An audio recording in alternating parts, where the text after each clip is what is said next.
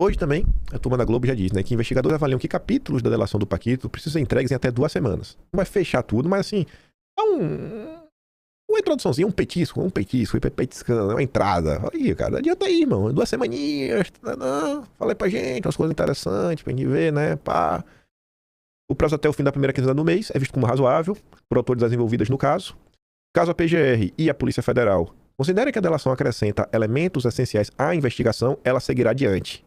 Mas para que seja válida, em inquéritos ou processos, ainda há necessidade de homologação pelo Supremo, que cabe ao Mendonça. Só que veja, ó, se ela acrescentar algo, ela segue adiante. Se não acrescentar, aí não vai para lugar nenhum. Aí você volta, né? Você vê que as informações foram sendo picadas. O cara não teve acesso ao que a polícia já tem. Portanto, ele está usando o celular, né? E deve fazer algo bem amplo. Aqui, ó, deve apresentar a primeira proposta prévia, escopo de temas mais amplo possível, tentando evitar um longo vai e vem. Cara, apresenta tudo que tem que pagar, tem que ter alguma coisa e não dá ruim. Por quê? Porque ele tá com pressa, tá com pressa por dinheiro. Ou não, né? Às vezes também é clique embaixo da Malu Gaspar. Mas a história fecha. É a parte mais importante de todas, né? Pelo menos pra qualquer bolsonarista, né? Segundo o Guilherme Amado, André Mendonça quer que Benno Vorcaro, lindo banqueiro, responda 2 perguntas sobre o Xandexon. Primeiro, o contrato da Imperatriz contemplava apenas os serviços advocatícios dela ou também do nosso Deus? Porque ele é Deus, né? Ele não é só imperador, ele é Deus. E a segunda, né? O que é que o nosso Deus careca e o Paquito conversavam no dia 17 de novembro de 2025, na véspera da prisão dele, né? E da liquidação do Master pelo BC. Que papo foi aquele aí conseguiu bloquear? As 2 respostas dependem do futuro de Dom Pedro III. Voltando a falar de Dom Pedro III e a Imperatriz, a turma do Estadão publicou na matéria, que tá o print do... Esse aqui é o jornal Estadão impresso, que tá ali o resumo. Em tese, aqueles documentos que o escritório da Imperatriz teria produzido, não, em tese, nesses documentos não estão com os metadados do escritório da senhora Imperatriz, mas estão, como tá ali, né? Metadados exibem funcionários do banco como autores de documentos. Um dos documentos que caberia ao escritório, Bastos de Moraes, produzir ou revisar para o Master a política de prevenção à lavagem de dinheiro, ao financiamento do terrorismo e do financiamento da proliferação de armas de destruição em massa, foi criado em julho de 25 pela funcionária Patrícia Silveira, que foi superintendente de risco operacional do Banco Máxima, antecessor do Master, entre 2018 e 2020.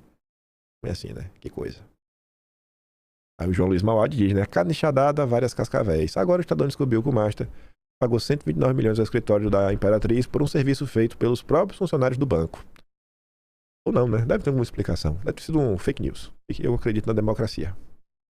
Aí, a família imperial, segundo a Mônica Bergamo, voou em aviões de empresa do Paquito. Indicam documentos. Quantas vezes? Em tese, 8. O ministro e sua digníssima Imperatriz voaram em jatos executivos de empresas do dono do Master, o Paquito, ligadas a ele, pelo menos 8 vezes entre maio e outubro de 2025. Indicam documentos obtidos pela Folha. Para encontrar os voos, foram feitos cruzamentos de 3 bancos de dados. O primeiro é da ANAC, e contém os nomes de todas as pessoas que embarcaram no Tribunal Executivo do Aeroporto de Brasília. O segundo é o registro de todos os voos que decolam do mesmo local e é compilado pelo DECEA, que é o Departamento de Controle do Espaço Aéreo, vinculado ao Comando da Aeronáutica. Por fim, a reportagem consultou os donos das aeronaves no registro aeronáutico brasileiro mantido pela ANAC. Dos 8 voos, indicam os cruzamentos, 7 foram em aviões da Prime Aviation, empresa de compartilhamento de bens de luxo, da qual o Paquito era sócio, através do fundo Patrimonial Blue. Os aviões da empresa têm autorização para realizar táxi aéreo. A casa utilizada pelo banqueiro em Brasília também pertence à Prime. A única exceção é um voo realizado pelo ministro e sua esposa em 7 de agosto de 25.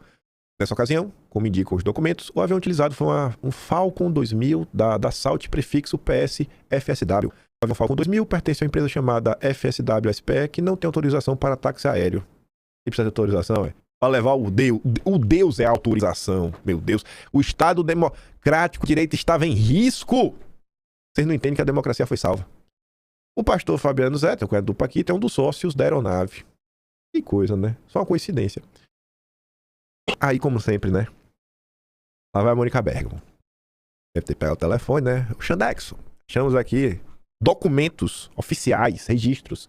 E o teu nome consta. Você tem alguma coisa a falar? Em nota. O gabinete dele disse que as ilações da fantasiosa matéria são absolutamente falsas. Eu não sei qual ilação tem na matéria. A Mônica Bergamo só apresentou alguns dados. O ministro jamais viajou em nenhum avião do Paquito ou em sua companhia, diz Ethel, a quem nem conhece. Mas que coisa, né? Eu espero que a democracia não baixe a cabeça e a Mônica Bergamo seja presa. Isso aqui é atacar a democracia. Mas, por muito menos, a Polícia Federal hoje já estaria na casa de um bolsonarista. Por mim, pode levar na Folha de São Paulo. Espera ela chegar na Folha, leva todo mundo. Vai uma busca e apreensão global. Todo mundo que estiver no prédio da Folha, menos os faxineiros, porteiro, o povão tá liberado, sabe? O povo da Copa, aí tá liberado. Mas jornalista, faz busca e apreensão em todo, de uma vez só. Pelo bem da democracia.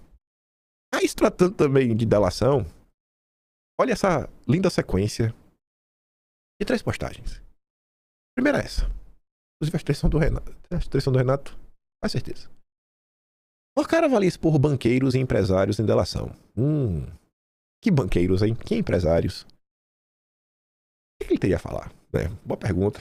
Ele até coloca, né? Eita! As plataformas de distribuição vão começar a suar frio. Vai que a galera que vendeu os títulos podres do Master, vai que eles venderam sabendo que tinha alguma coisa errada? Já pensou? É uma possibilidade. Talvez o Paquito vá falar isso. Eu não sei. Tu sabe? Se tu souber, tu me conta, porque eu quero saber. Isso aqui eu acho maravilhoso, né? É cobra comendo cobra. Aí, o Valor Econômico noticia. Banco Central faz autocrítica após caso Master, que testou limites e revelou corrupção. Primeiro a identificar fraudes no Banco Master, a autarquia agora rever procedimentos internos para fechar brechas e evitar que problemas se repitam. A Renato comenta assim, o Banco Central agora fala em corrigir falhas e evitar novos casos. Mas quem colocou esse risco na mão do investidor comum? O Banco Master jamais teria chegado onde chegou sem vender os seus títulos. E assim, entre o Banco Master vender e o investidor comum, o cara tá ali, boca aberta, tem um dinheiro. Aí foi lá conversar com o assessor de investimento, ele recomendou, coloca teu dinheiro ali. Se der errado, tem um FGC pra te proteger. Como assim? Quem colocou esse risco na mão do investidor comum, né? Ninguém saiu caçando esses papéis sozinhos. Eles estavam ali, sendo oferecidos, o tempo todo. O XP, pelo BTG, com destaque na prateleira e gorda comissão garantida para quem empurrasse. O argumento era sempre o mesmo. Compra aí, pô. Tá garantido pelo FGC. Isso não aconteceu apesar do sistema. Aconteceu por causa de como o sistema funciona. E rombo do FGC no caso Master põe holofotes na atuação de plataformas. O uso da cobertura como peça de marketing pode ter amplificado o problema. Distribuidores defendem que é ativo cumprir requisitos regulatórios. Não tá na lei. Eu odeio esse papo do tá na lei, sabe? Todas as arbitrariedades da história da humanidade em algum momento foram justificadas como tá na lei. Não, tá na lei, tá na lei, tá na lei, tá na lei. Todas as barbaridades. Todas. Sério, qual barbaridade não tava na lei? E aí, né? O Itaú não vendeu. O Itaú, na época, falou que, olha, a gente passou aqui o setor de compliance e achou que tinha algo errado. A gente não quis vender, não. Você teve lá o Vladimir Timmerman, que foi pra cima do Nelson Tanuri há anos, denunciando aí mil uma coisa, e também a turma do Master. Inclusive, foi penalizado pela justiça. Acusado de estar stalkeando o Nelson Tanuri. Tiveram pessoas que estavam na contramão. Não só não queriam vender, como estavam reclamando do que estava acontecendo. E as plataformas? Empurravam esses títulos podres, ganhando gordas comissões e fazendo marketing em cima do FGC. E aí? O que eu sei é o seguinte, que quando terminar aqui eu vou jantar e vou dormir como uma criança, porque meu irmão não é banqueiro, não é de conselho de nenhum banco, não é número 2 de nenhum banco. Eu tô de boa, tô de boaça. Já outras pessoas aí, né? Aí vocês começam a entender porque algumas pessoas têm que defender ativamente. Não, quando você vai no supermercado e compra açúcar, a culpa é sua do supermercado. Ó a lógica da pessoa, né? Pra justificar, não, a pessoa comprou porque quis. Aí Nato comenta, né? As plataformas dizem que só distribuem, mas na prática influenciam o que o investidor vê e escolhe. Porque eles apresentam para o investidor as possibilidades, dão destaque, organizam as ofertas e embolsam comissões gordas em cima disso. A XP, o banco do nosso glorioso irmão do Constantino, distribuiu 35 bilhões em títulos do Master. Salve, Constantino. O BTG ficou com outros 7,5 bi. Se tem garantia e paga mais comissão, fica fácil de empurrar, né? E ele sabia disso.